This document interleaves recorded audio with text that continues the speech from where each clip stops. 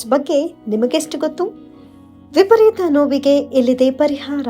ಪ್ರಕೃತಿಯ ಪರಿಪೂರ್ಣ ಸೃಷ್ಟಿ ಎನಿಸಿಕೊಂಡ ಹೆಣ್ಣಿಗೆ ಮಾತ್ರ ಇನ್ನೊಂದು ಜೀವಕ್ಕೆ ಜನ್ಮ ಕೊಡುವ ಶಕ್ತಿ ಇದೆ. ಇಂಥ ವಿಶೇಷ ಸಾಮರ್ಥ್ಯ ಹೊಂದಿದ ಹೆಣ್ಣು ಜೀವಕ್ಕೆ ನೋವು 108. ಸಂತಾನೋತ್ಪತ್ತಿಯ ಮೂಲ ಎನ್ನಿಸಿದ ಋತುಚಕ್ರ ಹೆಣ್ಣು ಮಕ್ಕಳನ್ನ ಕಾಡುವ ಸಮಸ್ಯೆ. ಹಾಗಿದ್ರೆ ಋತುಚಕ್ರದಲ್ಲಿ ಸಾಮಾನ್ಯವಾಗಿ ಕಾಣಿಸಿಕೊಳ್ಳೋ ತೊಂದರೆಗಳೇನು? ಮಾಸಿಕ ಸಂಕಷ್ಟದಿಂದ ಪಾರಾಗೋದು ಹೇಗೆ? ಸರಳ ಮಾಹಿತಿ ಹಾಗೂ ಸುಲಭ ಪರಿಹಾರ ಇಲ್ಲಿದೆ.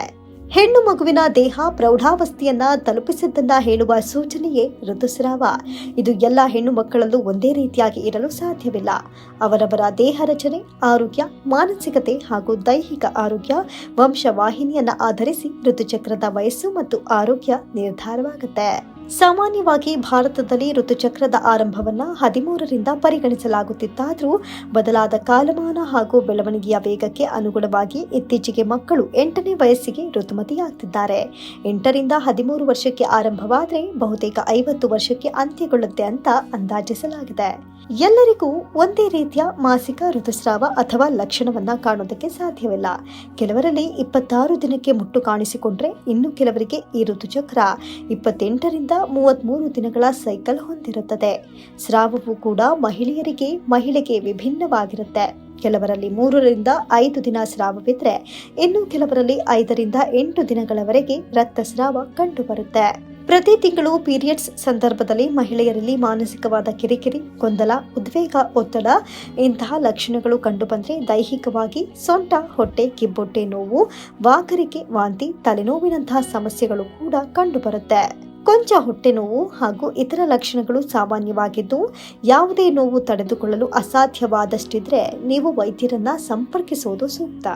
ಲೈಂಗಿಕ ಸಂಪರ್ಕದ ಬಳಿಕ ಋತುಸ್ರಾವವು ನಿಂತು ಹೋದಲ್ಲಿ ಅದನ್ನ ಗರ್ಭಧಾರಣೆಯ ಮೊದಲನೆಯ ಲಕ್ಷಣ ಅಂತ ಪರಿಗಣಿಸಲಾಗುತ್ತೆ. ಇದನ್ನ ಹೊರತುಪಡಿಸಿದ್ರೆ ಆರೋಗ್ಯವಂತ ಮಹಿಳೆಯರಲ್ಲಿ 50 ವರ್ಷದ ಬಳಿಕ ಋತುಸ್ರಾವ ನಿಲ್ಲುವ ಸಾಧ್ಯತೆ ಇರುತ್ತೆ. ಆದರೆ ಕ್ರೀಡಾಪಟುಗಳು ಸೇರಿದಂತೆ ಅತಿಯಾದ ದೇಹ ದಂಡನೆಯ ವ್ಯಾಯಾಮಗಳನ್ನ ಮಾಡುವ ಮಹಿಳಾ ಅಥ್ಲೇಟ್ ಸೇರಿದಂತೆ ಸ್ಪೋರ್ಟ್ಸ್ ವಿಮೆನ್ಗಳಲ್ಲಿ ಮಾಸಿಕ ಋತುಸ್ರಾವ ಕೊಂಚ ಬೇಗ ನಿಲ್ಲೋ ಸಾಧ್ಯತೆಗಳಿರುತ್ತೆ. ಇನ್ನು ಸಾಮಾನ್ಯವಾಗಿ ಅನಿಯಮಿತ ಮಾಸಿಕ ಸ್ರಾವ ಅಥವಾ ಪೀರಿಯಡ್ ಸಮಸ್ಯೆ ಇವತ್ತು ಎಲ್ಲಾ ವರ್ಗದ ಹಾಗೂ ವಯಸ್ಸಿನ ಹೆಣ್ಣು ಮಕ್ಕಳಲ್ಲಿ ಸಾಮಾನ್ಯವಾಗ್ಬಿಟ್ಟಿದೆ.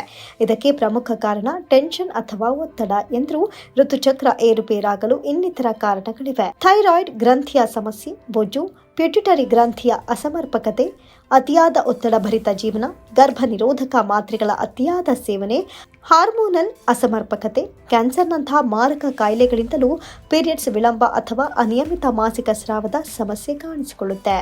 ಮುಟ್ಟಿನ ವಿಚಾರದಲ್ಲಿ ಗಂಭೀರ ಸಮಸ್ಯೆಗಳನ್ನು ಎದುರಿಸ್ತಾ ಇದ್ರೆ ಗೈನಕಾಲಜಿಸ್ಟ್ಗಳನ್ನ ಆರಂಭದಲ್ಲೇ ಸಂಪರ್ಕಿಸಿ ಪರಿಹಾರ ಪಡೆದುಕೊಳ್ಳೋದು ಉತ್ತಮ.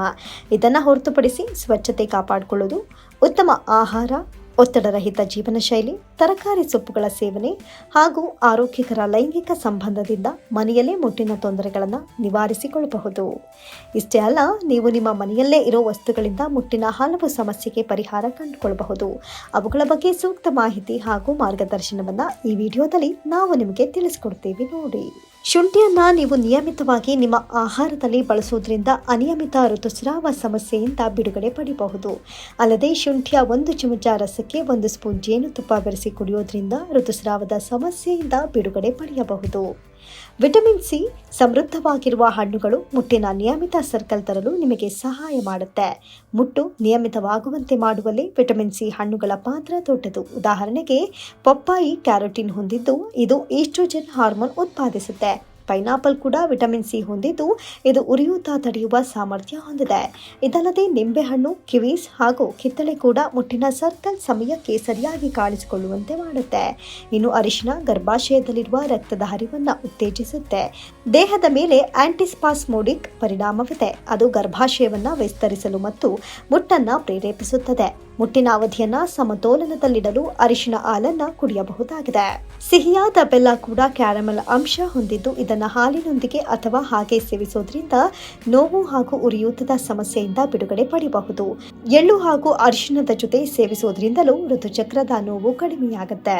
ತರಕಾರಿಯಾಗಿ ಬಳಸುವ ಬೀಟ್ರೂಟ್ ಕಬ್ಬಿಣ, ಕ್ಯಾಲ್ಸಿಯಂ ಹಾಗೂ ಫೋಲಿಕ್ ಆಸಿಡ್ ಹೊಂದಿದ್ದು ಇದು ಉರಿಯೂತ, ರಕ್ತದ ಕೊರತೆ ಹಾಗೂ ಸರಾಗ ಮಾಸಿಕತೆಯನ್ನ ಪ್ರೇರೇಪಿಸುತ್ತೆ. ಇದಲ್ಲದೆ ಶುದ್ಧವಾದ ತುಪ್ಪದಲ್ಲಿ ಕೊಂಚ ಇಂಗನ್ನ ಹುರಿದು ಅದನ್ನ ಬೆಲ್ಲದೊಂದಿಗೆ ಸೇವಿಸುವುದರಿಂದಲೂ ಮುಟ್ಟಿನ ನೋವಿನಿಂದ ಬಿಡುಗಡೆ ಪಡೆಯಬಹುದು. ಇದಲ್ಲದೆ ಪಪ್ಪಾಯಿ ಸೇವನೆ ಮುಟ್ಟು ವಿಳಂಬವಾಗುವುದನ್ನ ತಪ್ಪಿಸುತ್ತೆ. ಎಲ್ಲದಕ್ಕಿಂತ ಮುಖ್ಯವಾಗಿ ಹೇರಳವಾಗಿ ನೀರು ಕುಡಿಯೋದು, ಅನಗತ್ಯ ಚಿಂತೆ ಮಾಡದಿರುವುದು, ಜಂಕ್ ಫುಡ್ಗಳನ್ನು ಸಾಧ್ಯವಾದಷ್ಟು ಅವಾಯ್ಡ್ ಮಾಡೋದು ಹಾಗೂ ದೈಹಿಕ ಶ್ರಮದ ವ್ಯಾಯಾಮಗಳಿಂದ ಮುಟ್ಟಿನ ದಿನಗಳನ್ನು ಮನಮುದುಡದಂತೆ ಕಳೆಯಬಹುದು.